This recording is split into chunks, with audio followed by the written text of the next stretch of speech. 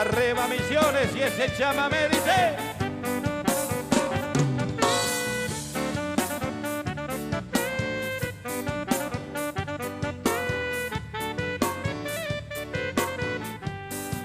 Recuerdo de la colonia grande y hermosa donde crecí, con sus tabacales verdes y grandes yerbales que había allí, potreros y los pinares que con gomeras yo recorrí, con los bodoques de barro para cazar a la yerudé.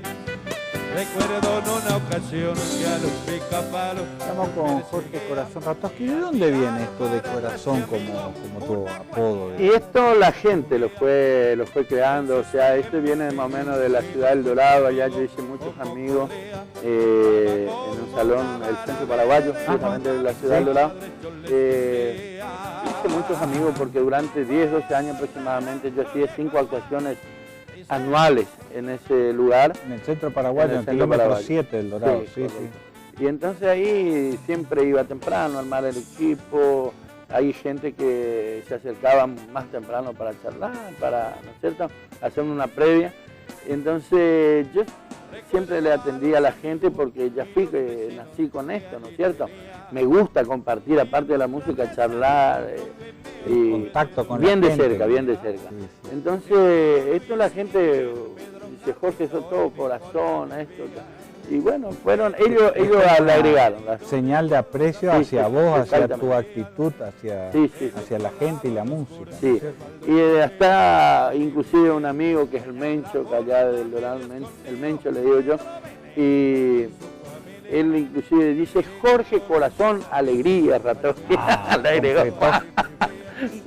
¿Es verdad que entonces en tu actividad también fuiste tabacalero y chofer de camión, camionero? Sí, yo estuve de chofer de camión, pero aquí en la zona, acá en la zona de Tarango. ¿Hacía viajes cortos? Sí, viajes cortos, justamente con el tema de la yerba, como estábamos hablando hoy con el tema de la yerba, bueno, eso me tocó hacer. Y en el tema de la tarifa, todo eso lo hacía casi todos los años mientras estuve en la chacra, ¿no? Y el tema del tabaco, sí, ya inclusive ya casado, ya después de 20 y pico de años estuve haciendo, mis primeros equipos de sonido lo compré justamente cuando vendí una cosecha de tabaco Virginia.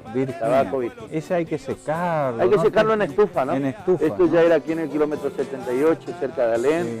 Entonces un vecino ahí, Nicolás Collar, que en ese entonces yo tenía el teclado nomás y me dice, ahí tenés la estufa, él no plantaba más. Tenés la estufa, la tierra, inclusive me dijo la tierra, me dijo, yo te dije, no te cobro nada, plantá y hacé tu cosecha. Y bueno, de ahí saqué yo para comprar mis primeros equipos. ¿Al camionero le dedicaste alguna canción? ¿Al tabacalero también? Sí, resulta que a los camioneros, o sea, mi papá decía, estudiar, ¿no? Yo decía, no, cuando sea grande voy a ser camionero, el sueño era ser camionero.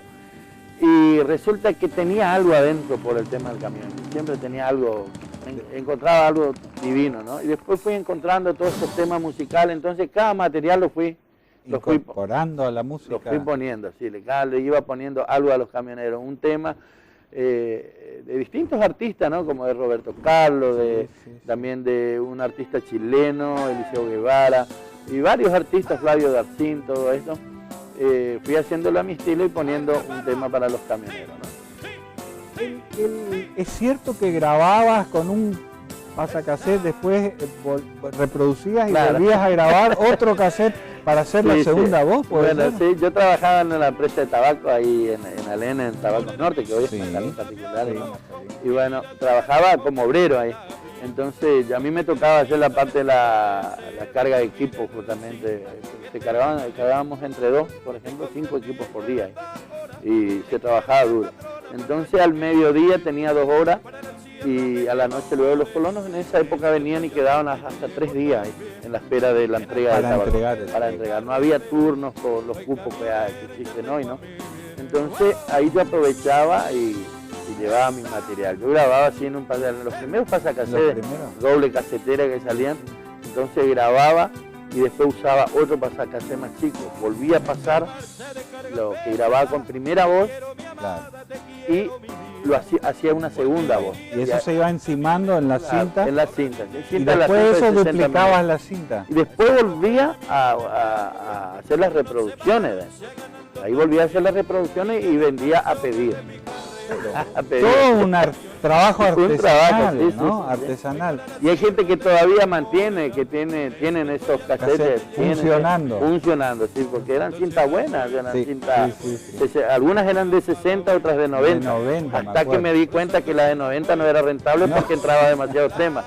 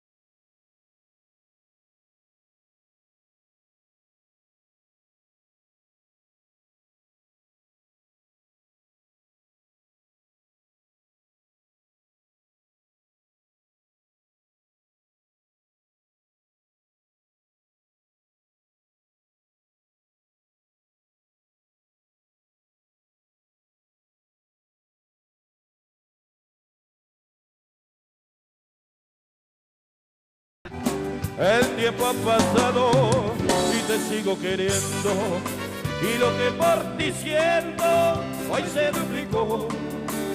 Te tengo en mi pecho, dentro de mi alma, ya no tengo calma en mi corazón. Yo quisiera verte por siempre a mi lado. Y que Dios... Lo dejamos al amigo Jorge Ratowski. Queremos anunciarle simplemente que recientemente ha sido lanzado una nueva obra de la notable escritora chilena Isabel Allende. Que ella misma cuente de qué se trata. Oigámosla.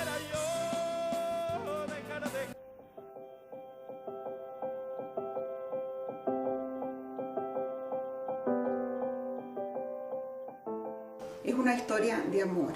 Sucede cerca de San Francisco o en San Francisco en el 2013, una novela muy contemporánea que toca ciertos temas que también son contemporáneos. Por supuesto el amor, que es eterno, y también envejecer, lo que significa para tanta gente, toda una inmensa generación que nació después de la Segunda Guerra Mundial y que hoy día están alcanzando una edad madura y tienen a sus padres en una edad de ancianidad. Sucede toda la acción en una casa de reposo muy de avanzada, muy liberal, muy artística, muy hippie. Mi personaje principal, que se llama Alma, una mujer de 81 años, que tiene una segunda vida, una vida secreta, misteriosa. Y hay una chica que trabaja en la residencia que se llama Irina, que está intrigada por esta mujer y la espía. Y vamos descubriendo cuál es el misterio que hay en la vida de Alma. Una historia de amor.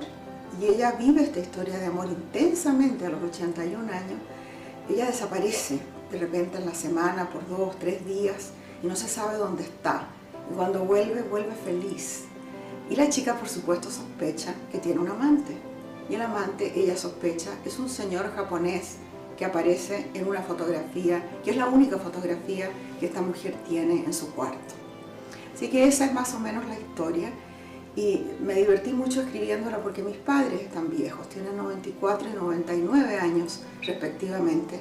Yo tengo 72, así que esto de envejecer y de lo que nos pasa en la vida y de todos los recuerdos y de la memoria y del peso de la memoria es muy importante para mí ahora. Y yo creo que le va a interesar a los lectores. Espero que El amante japonés les guste. Gracias.